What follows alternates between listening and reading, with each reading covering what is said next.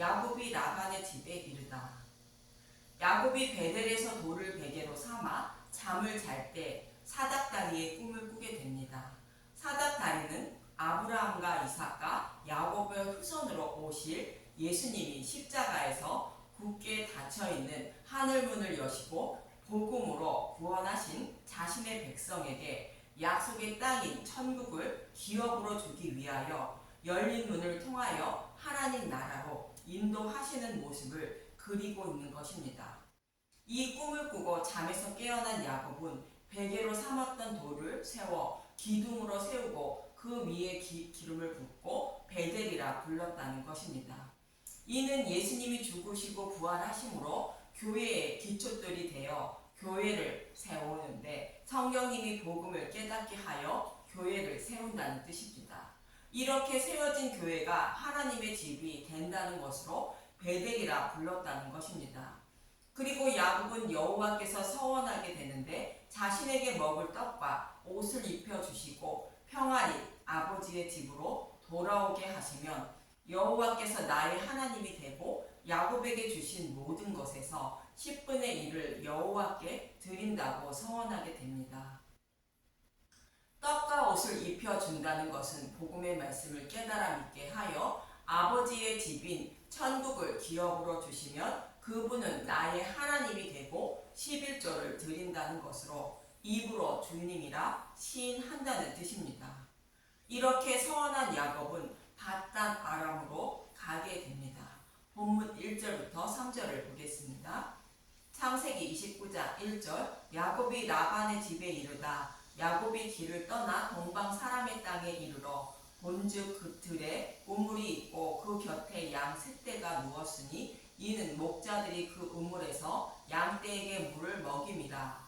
큰 돌로 우물 아기를 덮었다가 모든 떼가 모이면 그들이 우물 아기서 돌을 옮기고 그 양떼에게 물을 먹이고는 우물 아기 그 자리에 다시 그 돌을 덮더라. 야곱이 드디어 밧단 아람에 도착하여 신부를 만나는 배경을 설명하고 있습니다. 야곱이 우물에서 신부를 만나는 것처럼 모세가 십보라를 만날 때에도 우물에서 만났고 예수님이 사마리아 여자를 만날 때도 야곱의 우물에서 만난 것입니다. 이 말씀 모두 예수님이 자신의 신부를 만나는 모습을 모형하고 있는 것으로 신부가 우물물을 상징하는 복음의 말씀을 먹음으로 신부를 기다리고 계신 예수님을 만날 수 있다는 뜻입니다. 여기에서 양은 하나님의 백성을 상징하고 우물물은 십자가에서 밝히 드러내신 복음의 말씀을 상징합니다. 복음의 말씀을 상징하는 우물물을 마신 양들이 목자이신 예수님을 만나게 되는데 이 우물물을 마시게 하는 것도 예수님이 우물물을 덮고 있는 돌을 옮겨 주어야 먹을 수 있다는 뜻으로 모든 떼가 모이면 우물 아기에서 돌을 옮겨 양떼에게 물을 먹이고 우물물을 돌로 덮는다는 것입니다. 돌로 덮고 있던 우물물의 모습은 율법 속에 감추인 복음의 말씀을 말하는 것으로 성경의 말씀 속에 복음의 말씀이 숨겨져 있는 것이며 모든 성경이 예수님의 십자가를 말씀하고 있다는 뜻입니다. 이 성경의 말씀을 사람의 육적인 눈으로 보면 복음을 찾아 먹지 못한다는 말씀이며 맹인된 사람의 눈을 하나님이 열어주셔야 성경의 말씀 속에서 복음의 말씀을 찾아 먹고 목마름을 해결할 수 있다는 뜻입니다. 그런데 이러한 사람의 눈을 열어주시기 위한 일을 하신 분이 예수님인 것입니다. 예수님은 자신이 오신 이유가 마태복음 5장 17절에 율법을 완전하게 해주시기 위하여 오셨다고 말씀하십니다. 마태복음 5장 17절 예수와 율법 내가 율법이나 선지자를 폐하러 온 줄로 생각하지 말라 폐하러 온 것이 아니요 완전하게 하려 함이라. 율법을 완전하게 해주신다는 것은 우리의 모든 죄를 대속해 주신다는 의미이지만 율법 속에 감추인 복음을 드러내신다는 뜻을 담고 있는 것입니다. 율법의 말씀 속에는 우리의 모든 죄를 대속해 주시기 위하여 여자의 후손으로 메시아가 오신다는 약속의 말씀과 약속의 말씀대로 오신 메시아가 어떤 일을 해 주실 것인지를 자세히 설명하고 있습니다. 그 약속의 말씀대로 예수님이 그대로 이루어 주심으로 오시리라 약속하신 메시아가 예수님임을 알 수 있는 것입니다. 그래서 예수님이 율법을 완전하게 해 주셨다는 것이며 율법 속에 감추인 복음을 드러내어 다 이루셨다는 뜻으로 예수님이 십자가에서 죽으시고 부활하시게 됩니다. 그런데 예수님이 부활하시는 모습을 보면 요한복음 20장 1절 살아나시다. 안식 후 첫날 일찍이 아직 어두울 때에 막달라 마리아가 무덤에 와서 돌이 무덤에서 옮겨진 것을 보고 예수님이 부활하심으로 무덤을 막고 있던 돌이 옮겨진 것으로 율법 속에 감추어진 복음을 드러내신 것을 의미합니다. 그래서 양들은 영원히 목마르지 않는 운물물을 마시게 되는 것으로 예수님이 십자가에서 운물물을 덮고 있던 돌을 옮겨 주심으로 운물물을 먹고 생명을 살리게 되는 것입니다.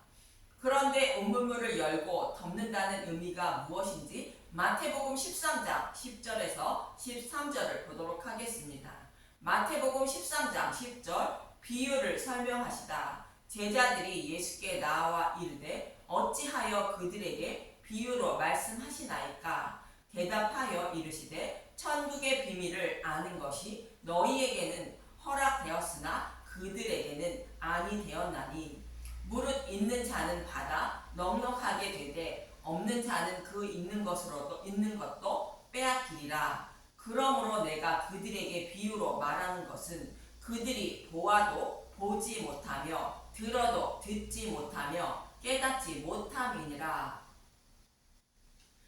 택함을 받은 하나님 백성에게만 천국의 비밀인 복음의 말씀을 듣고 먹는 것이 허락되었고 택함을 받지 못한 사람은 허락되지 않았다는 것으로 동일한 성경의 말씀을 보고 들어도 어떤 사람은 복음의 말씀을 듣고 깨닫지만 어떤 사람은 율법의 말씀으로만 보여 복음을 깨닫지 못한다는 것입니다.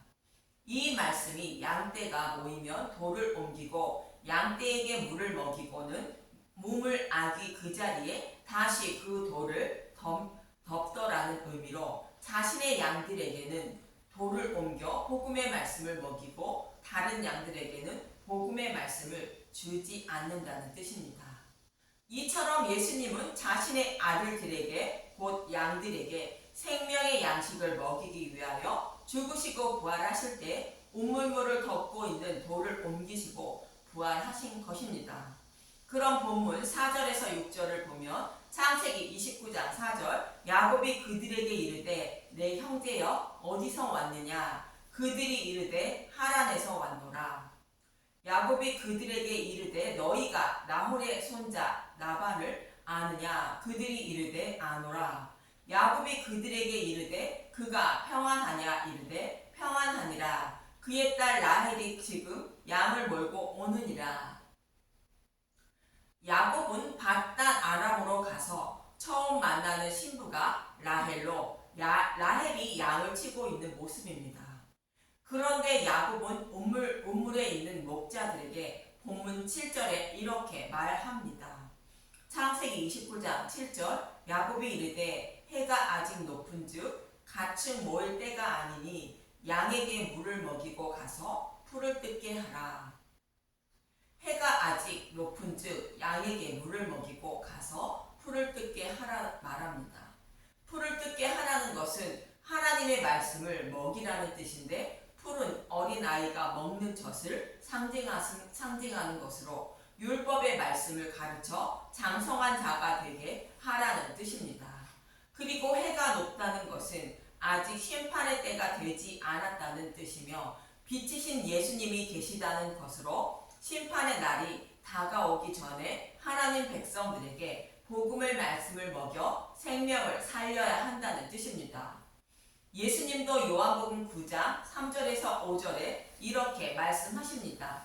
요한복음 9장 3절 예수께서 대답하시되 이 사람이나 그 부모의 죄로 인한 것이 아니라 그에게서 하나님이 하시는 일을 나타내고자 하심이라. 날 때부터 소경된 사람의 눈을 뜨게 하시는 장면인데 날 때부터 소경된 사람은 모든 인류를 말하는 것입니다. 저와 여러분은 날 때부터 영적인 눈이 소경으로 태어나서 성경의 말씀 속에 숨겨진 복음의 말씀을 찾아 먹지 못한다는 뜻입니다. 이런 저와 여러분의 눈을 열어주셔서 복음의 말씀을 보고 듣고 깨달아 믿게 하여 구원해 주시기 위하여 오신 분이 예수님이시며 그 일을 하고 계신 분이 예수님이라는 것입니다. 요한복음 9장 4절 때가 아직 낮임에 나를 보내신 이의 일을 우리가 하여야 하리라. 밤이 오리니 그때는 아무도 일할 수 없느니라. 때가 아직 낮이라는 것은 본문의 말씀에 해가 높다는 말씀과 동일한 의미입니다.